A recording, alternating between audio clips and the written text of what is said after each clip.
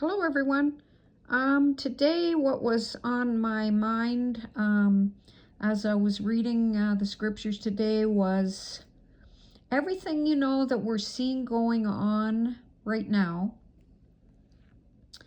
in Christianity.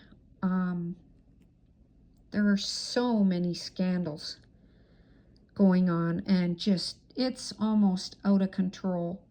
And you might say, well, there's always been that in the church, It's always been that way, and I agree. But I honestly believe there's something different from my whole lifetime that I'm seeing, in that we're seeing one empire after the other, after the other, after the other, going down and falling and crumbling, and these disappearing. Some are being removed, and even people are going to jail. So anyway, the difference to me is that right now in this season, we're seeing them like dominoes, one after the other falling. If you remember, if you're my age, that when the game of dominoes, the first one falls and then boom, boom, boom, boom, all the rest fall down behind it. And I believe that's what we're seeing today. That's why it's a little different, because I have only seen one here or there and, going on like that in my whole lifetime. So I'm going to do a couple of videos, and we're going to look at some scriptures, and then I'm going to tie it into all these scandals that are going on, in a summary at the end, pertaining it to today. Let's look at Book of Acts 12, and starting at 21. And upon a set day, Herod, portrayed in royal apparel, sat upon his throne. This is King Herod, by the way, in the Book of Acts, and made an oration unto them. And the people gave a shout, saying, "It is the voice of a God, and not of a man." And immediately, that's how fast this happened, okay? The angel of the Lord smote him, because, why? He gave not God the glory. And, now get a load of this. He was eaten of worms and gave up the ghost. Wow. I want you to catch that last sentence there. He was eaten of worms and gave up the ghost. Maybe I'm wrong, but that sounds to me like he was eaten of worms first and then gave up the ghost. I don't know if I'm reading that right, but that's not a good way to go. Anyway, I just wanted to, in all these things going on right now, which I said we'll do a summary of later pertaining to today, what's happening right now. But what we'll notice here is it had to do with the pride of a king, and what the problem was: pride, first of all, and then, being lifted up to a place, and he allowed himself to be lifted up in this place of pride, to the point that when they called him a god and not a man, they said he's the voice of a god and not a man.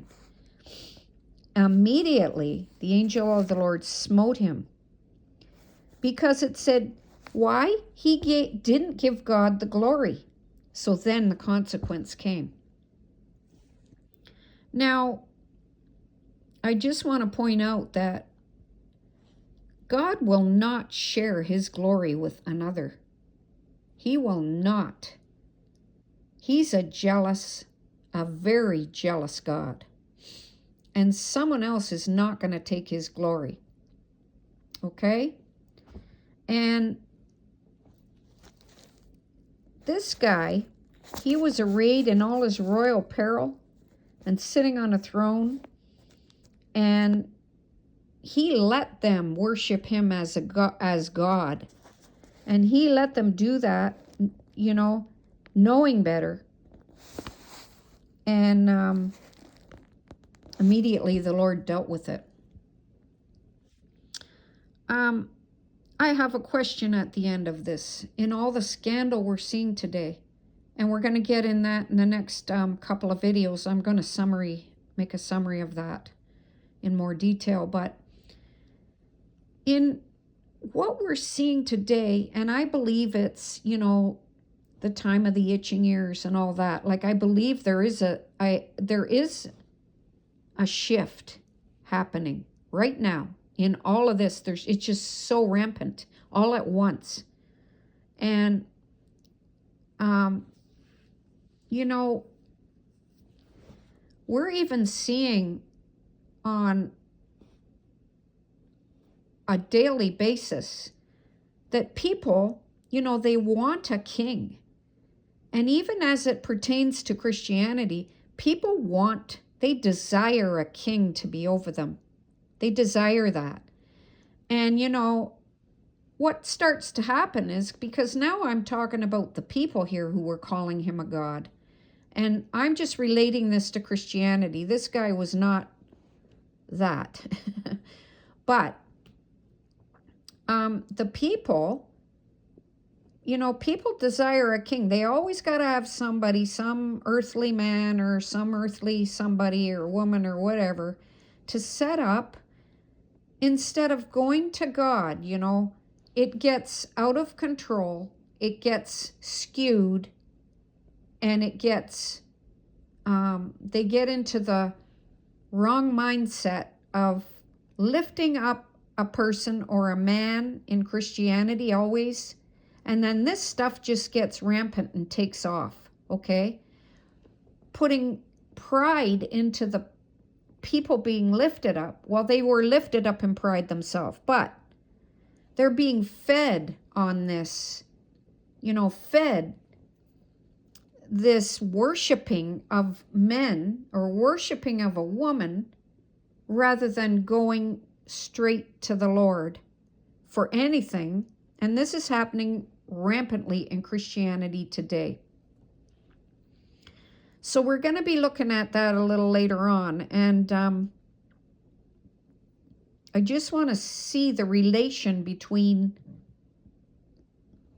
what the scripture says and, you know, what we're seeing right now, just like dominoes, one after the other, and what we should be careful of when, you know, there's no mediator between God and man except Jesus.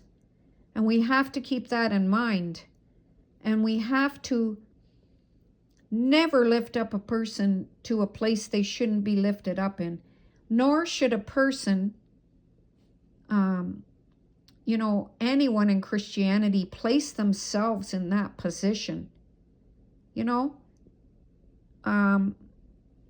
place themselves in a position when they see this happening, they need to cut that off right now.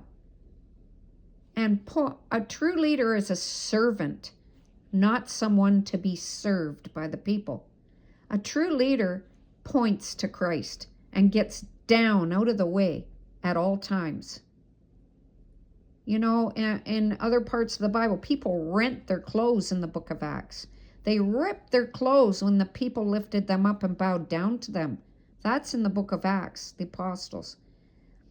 They said, you know, stop it. I'm not the Lord.